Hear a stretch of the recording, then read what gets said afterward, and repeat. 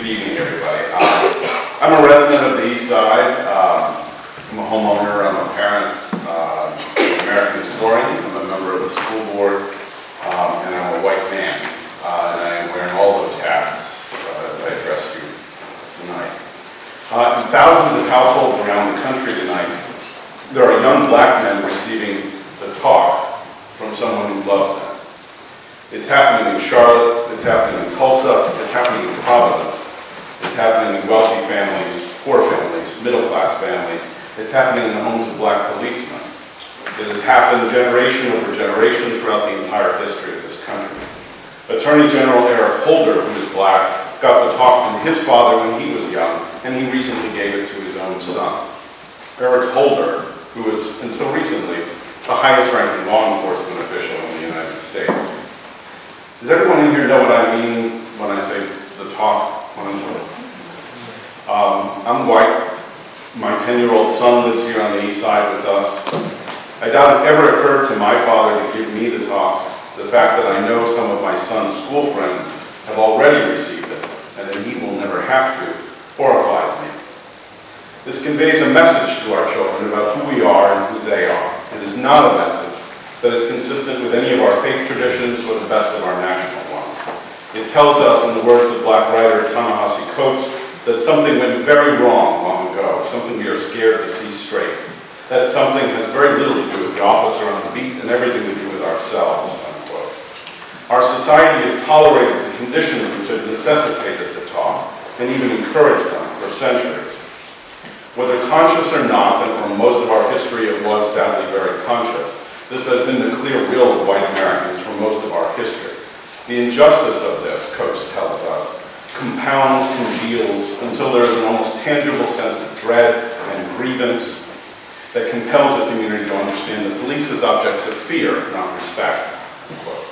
When Officer Timothy Loman got away with murdering a 12-year-old Tamir Rice, white Americans may have believed it was aberrational, however awful, but it was consistent with generations of black experience. The problem ultimately is a deep one. Our policing problem is really a societal problem, a policy problem. Cops don't make policy, we do, citizens. You can't ask people to do the dirty work of social injustice and then blame them for being dirty. Just last week, the head of the Justice Department's Civil Rights Division, the entity tasked with investigating the police departments in Ferguson, Baltimore, and other cities, told a legal symposium that, quote, unconstitutional policing undermines community trust. Blanket assumptions and stereotypes about certain neighborhoods and certain communities can lead residents to see the justice system as illegitimate and authorities as corrupt. Those perceptions can drive resentment, and resentment can prevent the type of effective policing needed to keep communities safe and officers safe, unquote. If the police are seen as having no legitimacy in certain communities, as having a license to exercise power that is arbitrary, capricious, and unaccountable, they will be increasingly seen as an occupying force, and mistrust and resistance to them will be seen as legitimate. Endangered and ineffective, police will focus more and more on force protection, and will have implicit and explicit biases confirmed, further delegitimizing their authority. Whites, fearful that the criminality in black communities and Latino communities will threaten them, will enact policies that make the situation worse. This is not where we are in Providence, not yet. White Americans have never lived under those conditions, not in the past and not now.